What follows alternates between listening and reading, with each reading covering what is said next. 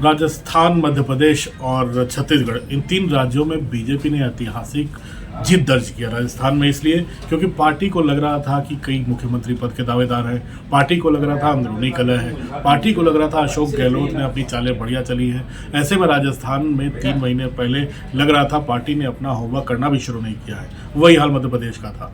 मध्य प्रदेश में भी एक फैटिग था शिवराज सिंह चौहान के खिलाफ, एक कार्यकर्ताओं का मनोबल गिरा हुआ था। ऐसा संदेश, ऐसा नैरेटिव फैला हुआ था जैसे बीजेपी हार रही हो। तीसरा छत्तीसगढ़, जहां पार्टी कहीं फाइट में नजर भी नहीं आ रही थी। और कर्नाटक चुनाव के बाद जब आला कमान ने इन तीनों राज्यों की तरफ नजर उठाई तो पता चला कि अभी करने को बहुत होमवर्क बाकी है। लेकिन पहला ध्यान किधर गया?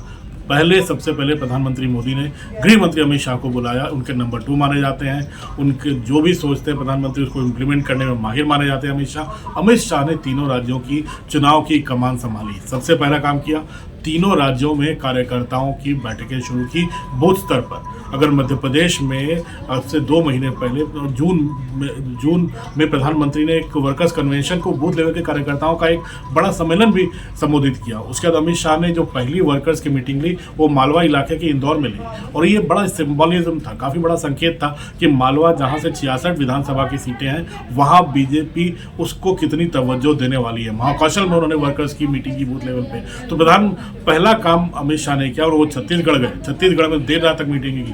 3 दिन तक भोपाल में रहे, जाकर छत्तीसगढ़ में रहे, राजस्थान में रहे वो, और सिर्फ वर्कर्स की मीटिंग की। और जब पार्टी चुनाव के प्रचार के लिए जब कूदने वाली थी, प्रधानमंत्री की रैलियां शुरू होने वाली थी, उस समय तक पार्टी का वर्कर्स में जिसे बीजेपी के आला नेता कहते हैं करंट आ चुका था। वर्कर्स तैयार थे चुनाव की रैलियों को सफल बनाने के लिए, सरकारी के कार्यक्रमों को जनता तक ले जाने के लिए, बूथ स्तर पर काम करने के लिए। तो ये अमित शाह की सबसे बड़ी उपलब्धि थी कि इन तमाम लोगों को सड़क पर, घर के अंदर से बाहर निकालकर पार्टी की जीत के काम में लगाना। और मुझे लगता है एक बहुत बड़ा कारक रहा है प्रधानमंत्री मोदी और अमित शाह का। और अमित शाह खासकर जो इन तीनों राज्यों की कमान संभालने के बाद लोगों को, अपने कार्यकर्ताओं को घर से निकाला, जिसका असर है कि राजस्थान में जीती पार्टी कन्विंसिंगली, छत्तीसगढ़ में कहीं रेस में नहीं थी, वहां चुनाव जीती अपने कार्यकर्ताओं और नए चेहरों के दम पे। और मध्य प्रदेश में एंटी इनकम्बेंसी भयंकर होने के बाद भी पार्टी ने चुनाव कांग्रेस को चुनाव में हराया। तो अब एक चीज़ तो साफ है कि अब उसके बाद अमित शाह ने खुद भी कई रैलियां की। उन्होंने एक नीति बनाई थी कि रैलियां ऐसी होंगी, प्रधानमंत्री की बड़ी बड़ी रैलियां होंगी, रोड शोज होंगे, लेकिन जो जितने बड़े नेता हैं वो दूर दूर के स्थानों में जाएंगे, छोटे छोटे रोड शोज करेंगे, छोटी छोटी रैलियां करेंगे। अमित शाह खुद उनमें शामिल थे। उन्होंने खुद 62 रैलियां रोड शो की हैं। लेकिन अमित शाह ने बाकी नेताओं को भी उतारा, हर जिले में, हर विधानसभा, 4 विधानसभा में दिल्ली से बड़े मजे हुए नेताओं को उतारा ताकि चुनाव का इलेक्शन का मैनेजमेंट देख सके।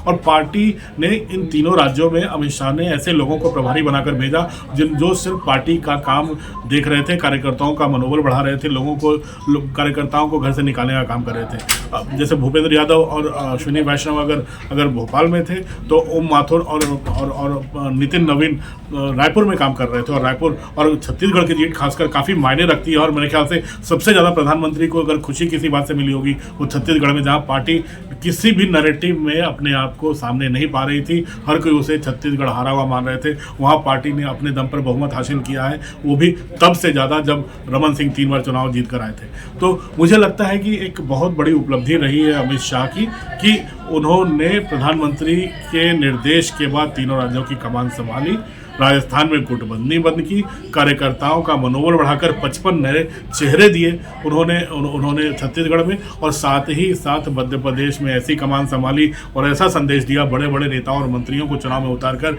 मानो अब मुख्यमंत्री शायद शिवराज न रहे, कोई भी किसी भी इलाके का, किसी भी, या तो आदिवासी भी हो सकता है, महाकौशल का नेता भी हो सकता है, ग्वालियर से भी सीएम हो सकता है। तो ये संदेश मुझे लगता है कार्यकर्ताओं में भी अच्छा गया, लोगों में भी अच्छा गया। और एक ओवरऑल पॉलिसी कार्यकर्ताओं से लेकर मोदी गारंटी का काफ़ी असर रहा और अमित शाह के नेतृत्व में कार्यकर्ताओं ने इसे जनता तक पहुँचाया। तो अल्टीमेटली अंत भला तो सब भला, 3 राज्यों में बड़ी अच्छी जीत मिली है। और प्रधानमंत्री ने साफ तौर पर कहा है कि इस मोमेंटम को बनाए रखना है लोकसभा चुनाव तक। अब की बार तीसरी बार भी भाजपा सरकार और संसद में आने लगे हैं और पूरा का पूरा ध्यान मुझे लगता है अमित शाह के कंधे पर होगा, जो बोझ कंधे पे होगा कि इस मोमेंटम को कैसे बरकरार रखना है। और बीजेपी अब इसी जीत के आधार पर लोकसभा चुनाव में कूदने की तैयारी कर रही है।